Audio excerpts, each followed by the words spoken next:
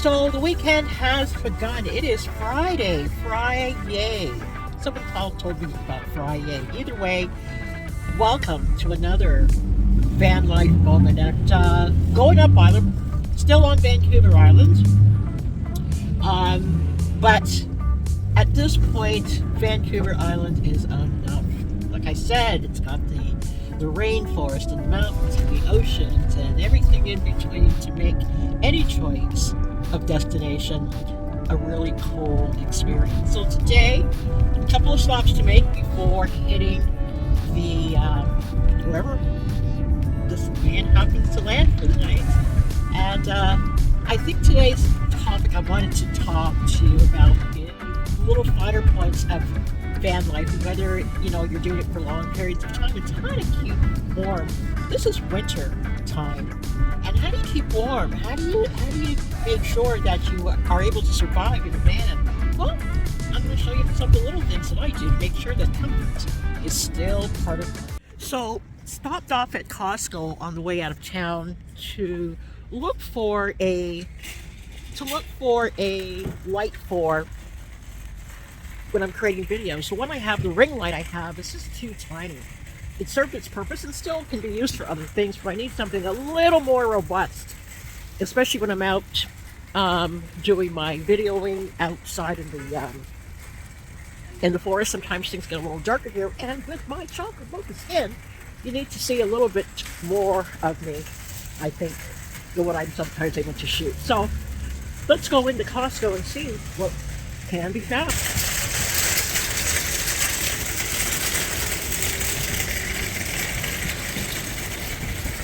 It is packed in here. Not a parking space. And it's not even Christmas anymore. Okay, so here it is. The Halo Light Pro. And I think it'll give me just what I need. It's 10 inches in diameter. And it says it's great for a vlogging series, exactly what I'm looking for. So I think this is coming with me. Oh my God, that was just craziness. I don't know if you've ever gone into a Costco. I don't really go in that much, but today the parking lot is jam-packed, and it's not even Christmas. But I'm glad to have purchased the Halo Light and get good shots, or even better shots, using different shots. I really love the ride through to Souk and beyond. The whole Pacific Marine Drive and the Circle Drive, as it's called, is part of this route, and it's a fun route, especially when you get past, let's see, by the time you get past Jordan River, things get really interesting. Anyways, just wanted to show you a bit of the road. There's, at one point after you pass Souk, you can start seeing the ocean on the right side, but just winding through these forested roads, and every now and then you see a peak of a mountain or two. Really sort of gets you started. So you start relaxing, your shoulders start coming down. Give it a whirl sometime. There's some really great vista points along the Pacific Marine Highway. It's just a matter of remembering where they are so you can capture the moment, else you lose it. So I'm stopped at the moment, but it's still not giving you the view that I want you to see. But it's one of the great aspects of this drive along the circle. The Circle Tour. We're coming into Shirley to one of my it's a favorite spot when I do stop, but it becomes so popular that you don't even want to stop anymore because you can't get in. The line is so ridiculously long, and I'm speaking about none other than Shirley Delicious. It's a perennial favorite of those that take this tour on the road, either for a really nice slow Sunday drive, or those going to do their surfing at Jordan River, or all points in between and asunder. But really, this drive along here, this is why people do this. It's about a 250 40 odd kilometer circle tour, leaving from Victoria, coming up the Pacific Marines circle here, which encompasses going through Langford, then Souk, then you're moving around Jordan River up past Port Renfrew, then you're cutting over not quite Honeymoon Bay, you're sort of cutting off from that and then going into Lake Cowichan, and then you're back on the other side below Nanaimo, coming back through Mill Bay and across the Malahat and then back into Victoria. It's a great drive on a Sunday. Have some brunch, breakfast or brunch, do the tour, and there's just so many amazing places to stop along the way, whether to eat or to shop or to sightsee. A lot of great trails, especially if you want to cut across to Highway number 4 and get yourself to Cathedral Grove, just to see those trees and the down trees. And I'll do a little bit of a tour. Of Cathedral Grove one of these good days. And on this highway going up to Port Renfrew is what I call the Big Tree. And the Big Tree, another place I'll take you one day, but the Big Tree is that one tree amongst all of these other smaller trees in this forest that when you see it, at least I have to speak for myself, when I see it, there is this feeling of smallness and anxiety that I get, because it's like this silent witness or silent giant just standing, hiding, that at any point could just step out. It's just amazing. But like I said, I'll take you on a quick tour of that one of these good days. One of the first things to do when on a campground, this is the French Beach, and it's one of those areas that are close to home. It's less than an hour away from where I live, but still beautiful. But it's a campground. It's a provincial campground, and only half the campground is available during the off season, which is wintertime, and the rates are incredibly cheap. So, but still got to pay. It's half price or even 1/3 the price. So just filling out the form and dropping the cash in, and then I'm good to go. Okay, so I'm here, back at the appointed spot. This seems to be the spot every time I arrive. We're ready and waiting, and all the other campsites are taken up around here. So it's really cool, as if it's waiting. And down there, I don't know if you can see it, right through those trees, is the beach, the Pacific Ocean, right along down there. So this is French Beach. And over the next couple of days, I'll take you for some walks so you can see exactly where I am. But I'm just happy to be back out here.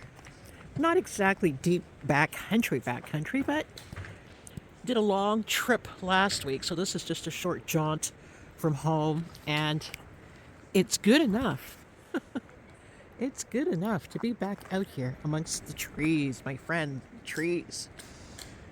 Okay, this is the Halo Light Pro I purchased from Costco on the way up here.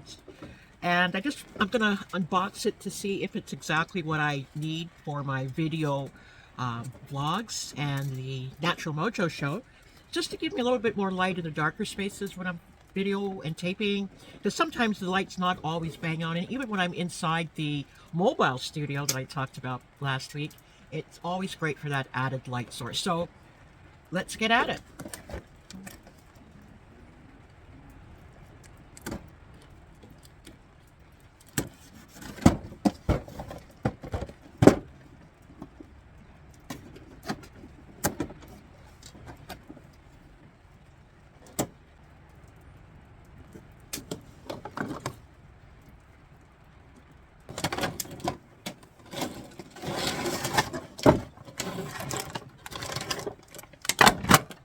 Okay, there it is. Actually, there's more in here than I thought there would be. There's a microphone too.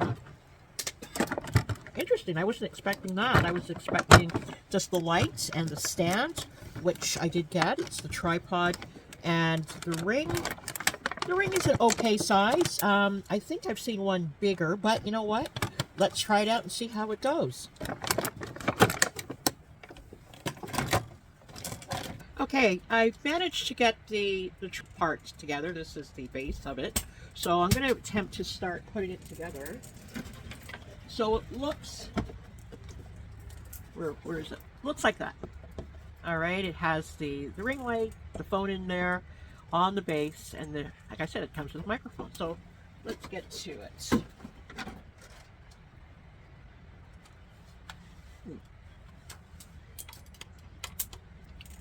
First, screwing on the lights, base of the light.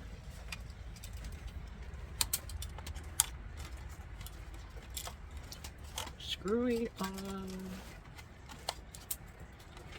Oh, I gotta go backwards because I'm wrapping the cord around. Have to hold it up above the base so it doesn't get around as I screw on the lights. Little things you learn along the way. Okay, so I've got that screwed into the base there. Okay, so the base is in, I'm sorry, the light's in the base. So second part is to get that piece in that will hold the phone in the lights, in the area of the light. So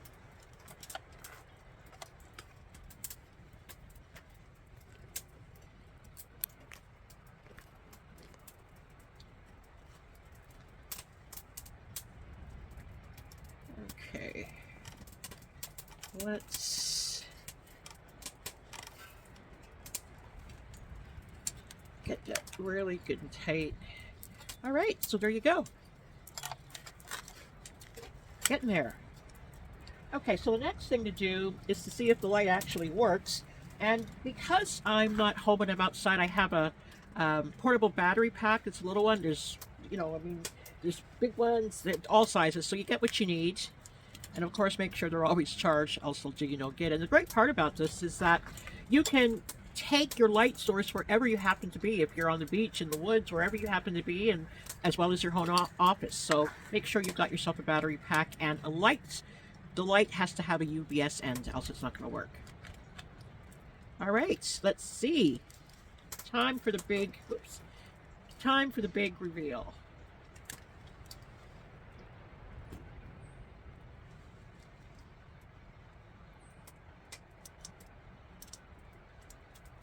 Oop, there we go. We've got lights, and then there was lights. See? Okay, so I'm gonna put it up, put the camera up, and see what that looks like with me. I'm gonna take it off, and I'm gonna put it on, and see what that looks like. Can you see me? Okay, there we go. All right, so this is me without the light, and this is me with light. There we go. Okay, now the light's way down there, so it looks like the light's shining up towards me, which it is, but once I'm using it properly and the light source is where I need it to be, all will be well. So there you go, light. And then there was light outside, and it's great for evening. It'll be great for evening shots and things like that when I'm doing more videos and teaching. All right, guys. Okay, the question always was, how do you keep warm in a cargo van? Oops, sorry about that. And I'm in the winter months camping, RVing, van life, whatever you want to call it. And it's Canada, and it's the forest. So how do you keep warm? People want to know. Well, you know, believe it or not, this thing is heated. Here is the thermostat. I don't know if you can see that. I'm just going to try and get in front of it there. Okay. Whoops. Where am I? So I'm going to check to see what it is. It's 58 degrees. Can you see it? Can you see it? Oh, there it is. That's my fault, sorry. Can't seem to get the camera on it properly. This is so ridiculous. Where's the camera? I can't seem to get the camera. There it is. All right. So it's a thermostat.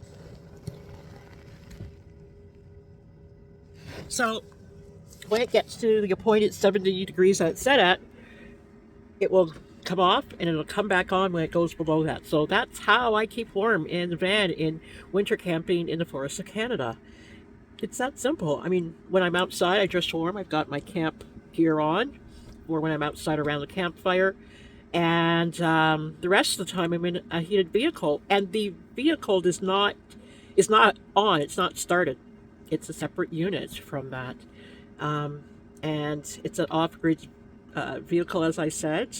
So it's battery operated, solar operated in the summertime, and so forth. And to tell you how many people to somehow grasp, this has been going on forever, thousands of years. We've just gotten really modern with having an engine and wheels. Well, I hope I answered the question about warmth. There's the campfires out there when you're outside sitting around. Um, and the rest of the time, it's just being warm, being smart, and then being in the heat.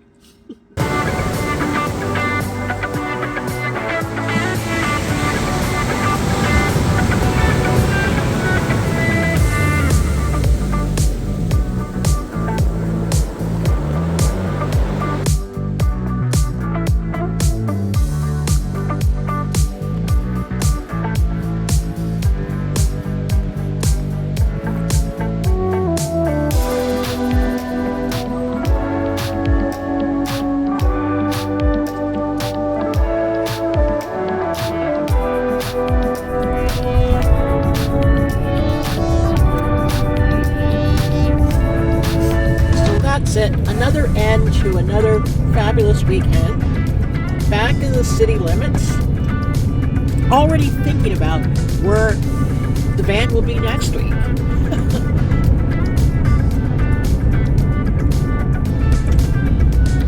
I'm looking forward to longer trips, 2, 3 weeks, 4 weeks, 4-month trips even. All these things are in the works.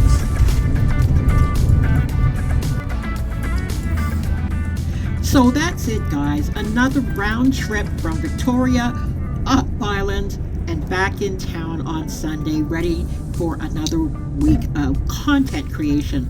And I implore you, I urge you to get out there and experience this life on your own terms. But thank you for joining me this week again. Have a great week.